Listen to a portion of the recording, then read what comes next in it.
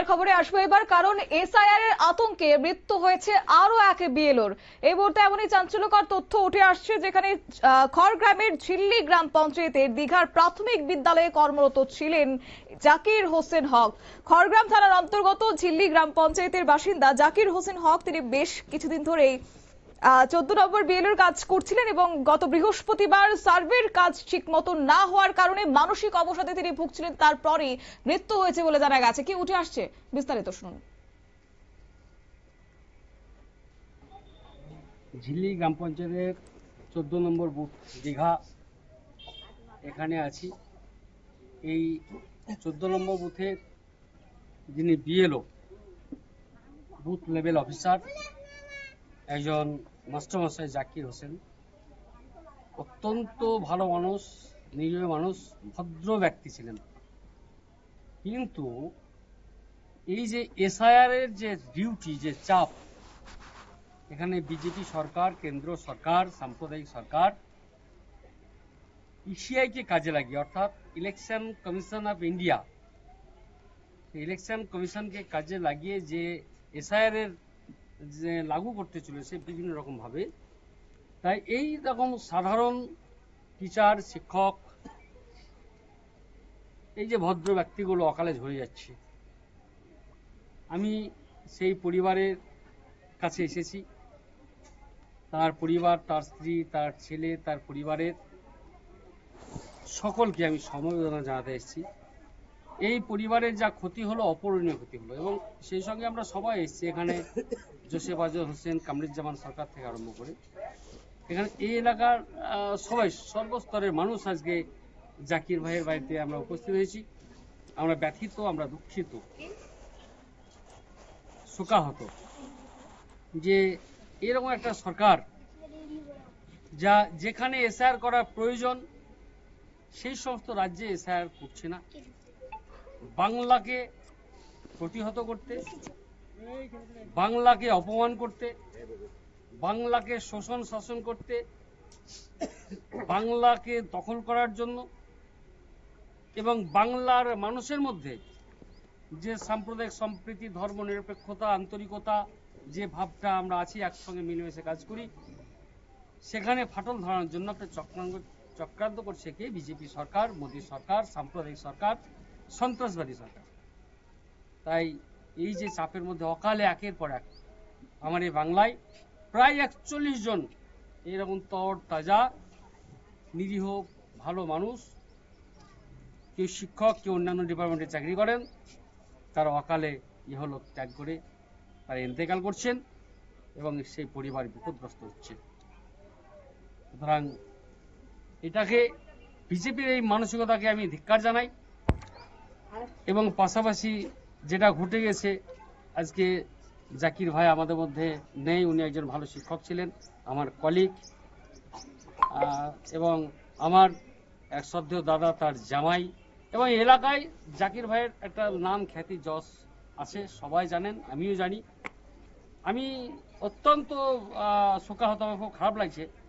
ওনার আগে আমি কথা বলতে পারতাম না, তাই এরকম একটা প্রাণ অকালে চলে গেল।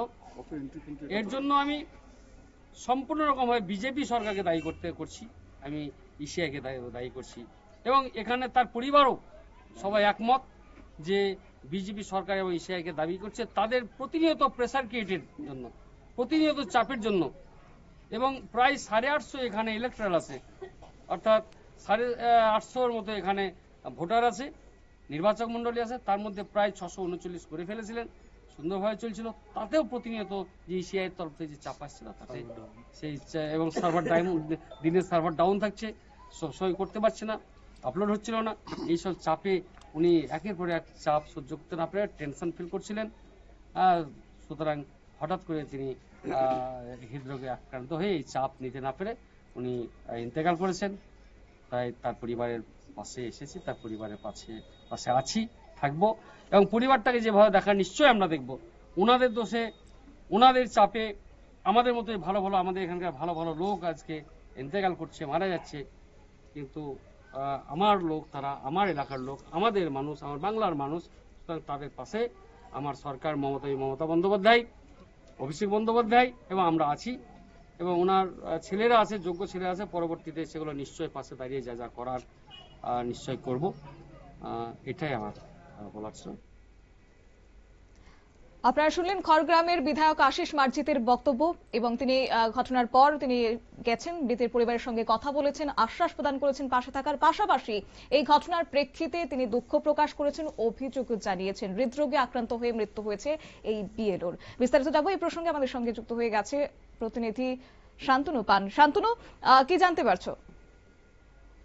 যেটা জানিয়ে রাখবো যে পশ্চিমবাংলায় যখন এসআইআর শুরু হয়েছিল প্রাথমিকভাবে তৃণমূল কংগ্রেসের পক্ষ থেকে বিরোধিতা করা হলেও পরবর্তীকালে কিন্তু তারা এসআইআর সহায়তা ক্যাম্পও করেছে, কিন্তু কাজ করতে গিয়ে এত পরিমাণ চাপ বাড়ছে যার ফলে যে সমস্ত বুথের বিএলওরা রয়েছেন তাদেরকে যে নির্দিষ্ট সময় বেঁধে দেওয়া হয়েছে ইলেকশন কমিশনের পক্ষ থেকে, সেই সময়ের মধ্যে তারা কাজ শেষ করতে গিয়ে চাপের মধ্যে পড়ছেন, এমনটাই কিন্তু বিভিন্ন সময় অভিযোগ উঠে এসেছে।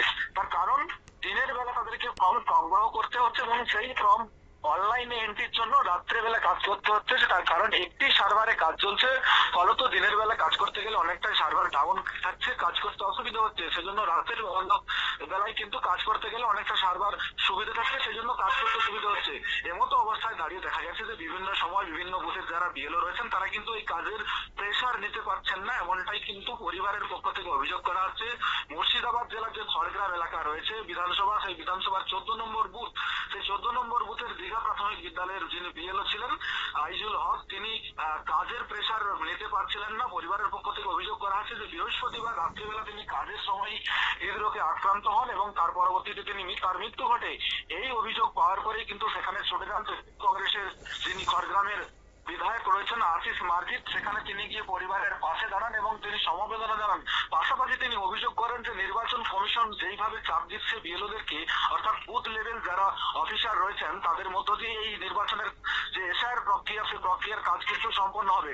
সেই জায়গায় দাঁড়িয়ে যদি এত পরিমাণে তাদেরকে কাজের প্রেশার দেওয়া হয়, যদি কাজের প্রেশারটাকে কম করার জন্য সময়টাকে আরো বৃদ্ধি করা হতো, সেক্ষেত্রে অনেকটা প্রেশার কম হতে বলেও তিনি জানিয়েছেন। সেই সঙ্গে কেন্দ্রীয় সরকারকেও তিনি কিন্তু আক্রমণ করেছেন যে পশ্চিমবঙ্গকে ক্ষমতা পাওয়ার জন্য কেন্দ্রীয় সরকার বিভিন্ন এজেন্সিকে কাজে লাগিয়ে যেমন একদিকে চেষ্টা চালাচ্ছেন, অন্যদিকে এসআইআর করে পশ্চিমবঙ্গে বিভ্রান্ত সৃষ্টি করে মানুষের মনে